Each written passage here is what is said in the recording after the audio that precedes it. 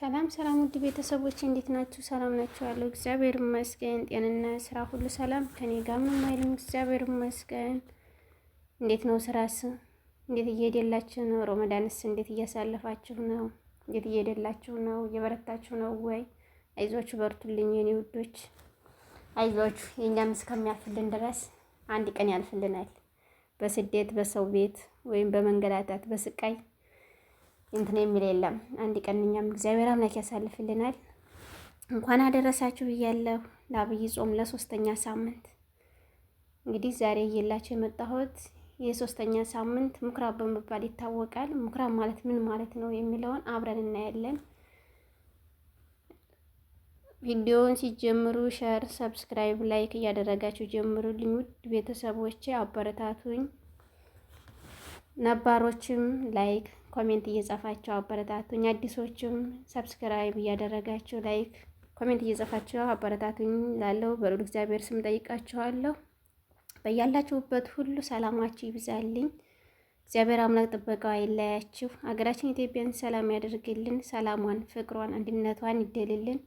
ሀገራችን ሰላም ስትሆን ነውና የኛ ሰላም ደስታ የምናገኘው መጀመሪያ ሀገራችን ሰላም ስትሆን ነውና መድኃኔዓለም የድንግል ማርያም ልጅ ሀገራችንን ሰላም ያድርግልን። ኢትዮጵያ ሀገራችንን ይባርክልን። ከስቀቀን፣ ከችግር፣ ከረሃብ፣ ከስደት ይሰውረን። ይሄን በቃችሁ ብሎን ደግሞ የደስታና የሰላሙን ቀን ያምጣልን። እውነት ከባድ ነው በጣም የምንሰማው የሚሆነው ነገር ሁሉ እየከበደ ነው። የዓለም ፍጻሜ እየደረሰ ንግርቱ ሁሉ እየተፈጸመ ነው። መድኃኔዓለም የፍጻሜ አብቃን፣ ወደ መልካም ነገር ምራን እንጂ እውነት በጣም ከባድ ነው አሁን ያለንበት ሰዓት ማለት ነው። ህዝባችን በመሰደድ በረሃብ በአገሩ ላይ ተቀምጦ ለመብላትም ሆነ ለመስራትም የማይኖርበትና የማይበቃበት ሰዓት ላይ ነው እና ያለ ነው። ብቻ ከባድ ነው። መድኃኔዓለም በቃችሁ ብሎ በምሕረቱ አይኖቹ በምሕረቱ እጆቹ ይዳብሰን ይሰደን እና ውድ ቤተሰቦቼ ዛሬ የምናየው እንግዲህ ምኩራብ ማለት ምን ማለት ነው የሚለውን አብረን እናያለን። ምኩራብ ማለት ምን ማለት ነው? ምኩራብ ማለት እንግዲህ የአይሁድ የጸሎት ቤት ማለት ነው። ምኩራብ ማለት ነው። ይሄን የት ላይ እናገኘዋለን? ዮሐንስ ምዕራፍ 19 ቁጥር 47 ላይ እናገኘዋለን። በሰፊው ላይ እዛ ላይ ታገኙታላችሁ። እዛ ላይ ገብታችሁ ማየት ትችላላችሁ ማለት ነው። በዚህስ በሶስተኛው ሳምንት ጌታችን መድኃኒታችን ኢየሱስ ክርስቶስ ምን አደረገ የሚለውን አብረን እንመለከታለን። እንግዲህ በሶስተኛው ሳምንት ጌታችን በምኩራብ ገብቶ የሚሸጡትንና የሚለውጡትን ከቤተ መቅደሱ አስወጣቸው ነው የሚለን። እንግዲህ የሚሸጡ የሚለውጡ ከቤተ መቅደሱ አስወጣቸው። ምኩራብ ማለት የአይሁድ መሰብሰቢያ ወይም የአይሁድ የጸሎት ቤት ማለት ነው። ጌታችን በምኩራብም ያስተማረበት ዕለት በዚህች ዕለት ውስጥ ነው። እነሱን አስወጥቶ ያስተማረበት ዕለት ነው። የወንበዴዎች መሰብሰቢያ ያደረጋችሁት ወይ ብሎ ወንበዴዎቹን ያስወጣበት ያባረረበት ዕለት በምኩራብ ዕለት በዚች ቀን ነው ማለት ነው። በዚችም ጊዜ ጌታችን መድኃኒታችን ኢየሱስ ክርስቶስን በኢየሩሳሌም አስተማረ። ብዙም ምኩራቦችንም ነበሩ፣ እነሱንም አፈራረሰ፣ ወደ ባቢሎንም ተሰደዱ ይላል። እንግዲህ እንዲህ ስንል የሚሸጡ የሚለውጡ ንግድ ቤት አድርገውት ነበር፣ የጸሎት ቤቱን ማለት ነው። እነዚያን አስወጣቸው፣ አባረራቸው፣ ወደ ባቢሎን ተሰደዱ ነው የሚለን። ምኩራብ ማለት እንግዲህ ምኩራብ ማለት ምን ማለት ነው ስንል ምኩራብ ማለት ሰቀላ፣ መሰላል፣ አዳራሽ ማለት ነው። እንግዲህ ይሄን ስንል ክርስቲያኖች ደግሞ በምኩራብ ገብቶ በቤተ መቅደስም የተማሩበት ዕለት ነው በዚህች ዕለት ማለት ነው። ቤተ መቅደስ ማለት ምን ማለት ነው? ቤተ መቅደስስ በስንት እንከፍለዋለን የሚለውን አብረን እናያለን። ቤተ መቅደስ በሶስት ይከፈላሉ። እነሱም አንደኛ የሰው ልጅ ሰውነት ምን ተብሎ ይጠራል? ቤተ መቅደስ ተብሎ ይጠራል። እኛ ሰውነታችን ቤተ መቅደሳችን ማለት ነው። ቤተ መቅደስ ማለት ነው የጌታችን መድኃኒታችን ኢየሱስ ክርስቶስ ቤተ መቅደስ ብሎ እንትን ያለን ማለት ነው። ሁለተኛ የክርስቲያኖች መሰብሰቢያ፣ ሶስተኛ ህንጻ ቤተ ክርስቲያን ቤተ መቅደስ በመባል ይጠራሉ። በእነዚህም ቀንም ውስጥም በግና ከብት በቤተ መቅደስ ውስጥ ይሸጥ ነበረ። ጌታችን መድኃኒታችን ኢየሱስ ክርስቶስም ገመድ አንስቶ የግመል ጅራፍ አንስቶ አምጥቶ በጅራፉም አባረራቸው፣ ከቤተ መቅደሱም አስወጣቸው። እንግዲህ እዛ ውስጥ የሚሸጡት እንግዲህ ቤተ መቅደስ የክርስቲያኖች ሰውነት፣ የሰው ልጅ ሰውነት ብለናል። የክርስቲያኖች መሰብሰቢያ ብለናል። ህንፃ ቤተ ክርስቲያን ብለናል። እንግዲህ ህንፃ ቤተ ክርስቲያን ስንል የክርስቲያኖች የጸሎት ቤት ማለት ነው። እዛ ውስጥ ምን አድርገውበታል? የመሸጫ የመነገጃ ቤት አድርገውታል ማለት ነው። እንግዲህ ይህን ቤት በሰፊው የት ላይ ታገኙታላችሁ? የያዕቆብ ስራ ምዕራፍ 4 ቁጥር 8 ላይ በሰፊው ታገኙታላችሁ። እዛ ላይ ገብታችሁ ማየት ትችላላችሁ ማለት ነው። እሺ እንዲህ ይለናል፣ እናንተ ኃጢአተኞች እጃችሁንም አንሱ ልባችሁንም አጽዱ ይለናል። የክርስቲያኖችም ስብስብ ማለት ነው። ይሄ ስንል እንግዲህ ቤተ መቅደስ ማለት የክርስቲያኖች ስብስብ ማለት ነው ብለናል። የክርስቲያን ስብስብ ስንል አንድ ላይ ተሰብስቦ የምንጸልይበት ወይም ደግሞ የጸሎት ቤት ማለት ነው። አንድ ላይ የመሰብሰቢያችን ይሄን ምን ላይ እናገኘዋለን? በሰፊው ገላትያን 5:15 ላይ ታገኙታላችሁ። እዛ ላይ ገብታችሁ ማየት ትችላላችሁ ማለት ነው። ነገር ግን እርስ በርሳችሁ ብትጣሉ ብትኳረፉም እርስ በርሳችሁም እንደተፈጠረ ተቀደሱ ይለናል። እንግዲህ ይሄ ማለት እንግዲህ ይሄ ሲል እርስ በርሳችሁ እንዳትጠፋፉ ተጠንቀቁ፣ እንዳንጠፋ ማለት ነው። በአሁኑ ሰዓት ብዙ እንትን እየተደረገ ነውና የሐሰተኛ ነብይ መጥቷል። ብዙ በቃ ንግርቱ እየደረሰ እየተፈጸመ ነው እና ሁሉም አሁን ወደፊት እናየዋለን። ወደፊት አለ ያ ያደርሷልና እርስ በርሳችሁ ተጠንቀቁ፣ ተመላለሱ በእግዚአብሔር መንግስትም ታገኛላችሁና ይለናል። እንግዲህ ይሄ ማለት ምን ማለት ነው? እሺ ህንፃ ቤተ ክርስቲያን ማለት ደግሞ ምን ማለት ነው የሚለውን አብረን እናያለን። ህንፃ ቤተ ክርስቲያን ማለት ዝም ብሎ የተሰራ አይደለም። ህንፃ ቤተ ክርስቲያን ስንል ማለት ነው ህንፃ ቤተ ክርስቲያን በእግዚአብሔር በጌታችን በመድኃኒታችን በኢየሱስ ክርስቶስ ትእዛዝ የተሰራ ነው። እኔም እንደምላችሁም ስሩ ብሎ ለሙሴ አዟልና ሙሴን አስተምሮታል አዞታልና እኔ እንደምላችሁ ሁሉ አድርጉ ስሩ ብሎ ያሰራበት ነው ማለት ነው። ያንን እንግዲህ ምኩራብ የአይሁድ መሰብሰቢያና አዳራሽ የጸሎት ቤታቸውን አፍርሱ እኔ እሰራዋለሁ እንደገና እኔ እሰራዋለሁ ብሎ የተናገረበት ማለት ነው። የ46 ዓመት ባለሳሳት እንደዛ አካባቢ ነው። ያን አፍርሱ ብሎ ሲናገራቸው ይሄን እንዴት እናፈርሳለን ምናምን ብለው እዛ እንትን ብለው ነበርና እኔ በ3 ቀን እሰራዋለሁ ብሎ ጌታችን መድኃኒታችን ኢየሱስ ክርስቶስ የተናገረበት ቀን ማለት ነው። እሺ እንደዚህ ይላል ማቴዎስ 21:12 ላይ እናገኘዋለን በሰፊው ማለት ነው። እዛ ላይ ገብታችሁ ማየት ትችላላችሁ። ኢየሱስም ወደ ቤተ መቅደሱን ገባና የሚሸጡትንና የሚለውጡትንም አወጣ፣ የርግብ ጫጭቶቹንም ወንበር ገለበጠው። ቤቴ የጸሎት ቤት ትባላለች፣ እናንተ ግን የወንበዴ መሸጫ የወንበዴዎች ዋሻ አደረጋችኋት ይለናል ማለት ነው። እንግዲህ ጌታችን መድኃኒታችን ኢየሱስ ክርስቶስ ምን አደረገ የሚለውን በ3ኛ ሳምንት ላይ ምን አደረገ የሚለውን በትንሹ አይተናል። ምኩራብ ማለት ምን ማለት ነው የሚለውን እዚህ ላይ አይተናል። እግዚአብሔር አምላክ የሀገራችንን ሰላም፣ የሕዝባችንን መረጋጋት፣ አንድነት፣ ፍቅር፣ ደስታን ይደልልን። ለዛሬ ዓመት ደግሞ በሰላም በፍቅር በአንድነት አድርሶ ለዛሬ ዓመት ደግሞ የምናከብር የምንጾም የምንቀደስ የምንባረክ አድርገን የዓመት ሰው ይበለን። ሀገራችን ኢትዮጵያን ሰላሟን፣ ፍቅሯን፣ የነበረችውን የድሮዋን መተሳሰቧን ይደልልን። አምላካችን ጌታችን ኢየሱስ ክርስቶስ ከስደት ከረሃብ ከችግር ከመከራ ይሰውረን። እውነት በጣም ከባድ ነው መከራ ችግር ማለት በጣም ከባድ ነው። በአሁኑ ሰዓት ደግሞ የሰው ልጆች ያለንበት በቃ ተሳስቦ ራሱ የማይኖርበት ቦታ ላይ ነው ያለነው። የእናት ልጅ እህት ወንድም በሚጣላበት ሰዓት፣ በሚገዳደልበት ሰዓት፣ ጎረቤት ለጎረቤት በማይሰማማበት ሰዓት በቃ ሁሉ ነገር ከባድ ነው እና ያለንበት ሁላችንም በየሃይማኖታችን ጸሎት፣ ስግደት፣ ምጽዋት መስጠት ነውና ሀገራችንን ሰላም ያድርግልን፣ ህዝባችንንም ከስደት ከረሃብ ይሰውርልን እና 3ኛ ሳምንት በዚህ እንጨርሳለን። ቀጣይ ሳምንት ላይ እስከምንገናኝ ሰላም ቆዩ። መልካም ቆይታ ብያለሁ። እግዚአብሔር አምላክ እናንተ ጋር ይለይ። በጣም አድርጌ አመሰግናለሁ ስለምትከታተሉኝ፣ ስለምታበረታቱኝ፣ ያለውን ነገር በርቺ ጠንክሪ እያላችሁ በምታበረታቱኝ ሰዓት እግዚአብሔር አምላክ ከእናንተ ጋር ይሁንልኝ። በጣም አድርጌ አመሰግናለሁ። እግዚአብሔር ያክብርልኝ። አሁን ቀጣይ እሺ፣ አንድ መዝሙር ልዘምርላችሁ። በስመ አብ በወልድ መንፈስ ቅዱስ አሐዱ አምላክ አሜን። መዝሙሩን ለመዘመር በአብ በወልድ በመንፈስ ቅዱስ አሐዱ አምላክ አሜን። አብረን እንዘምር።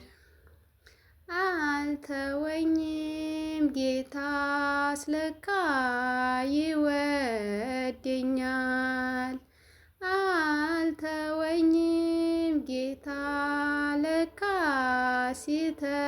ሲተወኛል። ዛሬም ስበድለው ልጄ ነሽ ይለኛል። ዛሬም ስበድለው ልጄ ነህ ይለኛል። አልተወኝም ጌታ ለካስ ይወደኛል። አልተወኝም ጌታስ ለካ ይወደኛል። ዛሬም ስበድለው ልጄ ነሽ ይለኛል። ዛሬም ስበድለው ልጄ ነህ ይለኛል። በበደል ጉራንጉር በኃጢአት ጫካ ብጠፋ ምን እንኳን አልተወኝም ለካ። ዛሬም ልጄ ብሎ ዳግም ይጠራኛል። ዛሬም ልጄ ብሎ ዳግም ይጠራኛል። ለካስ አልተወኝም ጌታ ይወደኛል። ለካ አልተወኝም ጌታ ይወደኛል። አልተወኝም ጌታ ለካስ ይወደኛል። አልተወኝም ለካስ ጌታ ይወደኛል። ዛሬም ስበድለው ልጄ ነሽ ይለኛል። ዛሬም ስበድለው ልጄ ነህ ይለኛል። ለስልጣን ለክብሬ ብዬ ስክደው ለገንዘብ አድርቼ እኔ ስረሳው ለእኔ ያለው ፍቅር አልቀነሰብኝም። ለእኔ ያለው ፍቅር አልቀነሰብኝም። ዛሬም ይወደኛል ጌታ አልተወኝም። ዛሬም ይወደኛል ጌታ አልተወኝም። አልተወኝም ጌታ ለካስ ይወደኛል።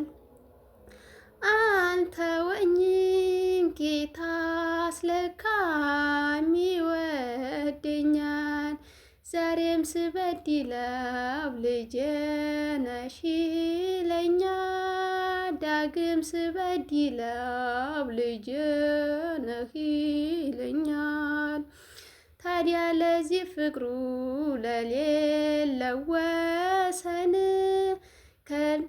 ከጫንቃው መቃብር ላወጣኝ እኔን በሕይወቴ ሁሉ ፍጹም ለመራመድ በሕይወቴ ሁሉ ፍጹም ለመራመድ ክብርና ምስጋና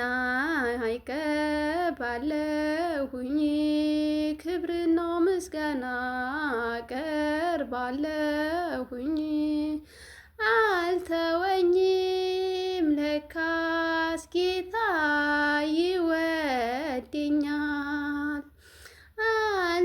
አልተወኝም ለካስ ጌታ ይወደኛል።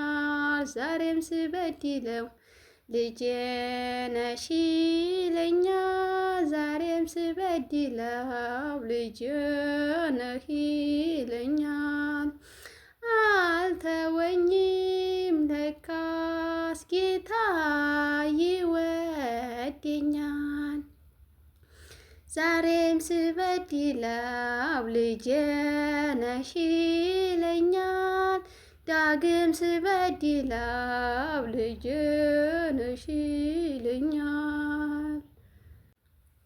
እጠበኝ ቆሽሻለሁ።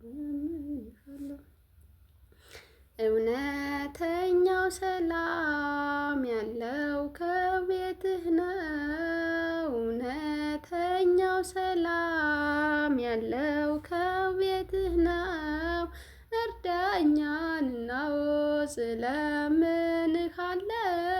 እርዳኛንና ስለምንሃለው። ኃጢአቴን ሳስበው ልቤ ይጨነቃል። ካንተ መለየቴን ነፍሴን አድክሟታል። ወደ አንተ መልሰኝ እኔም እመለሳለሁ። እውነተኛው ሰላም ያለው ከቤትህ ነው። እውነተኛው ሰላም ያለው ከቤትህ ነው። እርዳኛንና ስለምንሃለው። እርዳኛንና ስለምንሃለው። ለቅዳሴ ጸሎት ዘወትር እንዲያልተጋሁ በአደባባይ ቁሜ ስምህን እንዲያልጠራሁ ተሰነካክዬ ወድቄአለሁና እርዳኛ አማኑኤል በሃይማኖት ልጽና። እውነተኛው ሰላም ያለው ከቤትህ ነው። እውነተኛው ሰላም ያለው ከቤትህ ነው። እርዳኛንና ስለምንሃለው። እርዳኛንና እማጸንሃለሁ። ዓይኔን ባያፍስ ላልቅስ ለኃጢአቴ ለንስሐ ትሁን ቀሪዋ ሕይወቴ።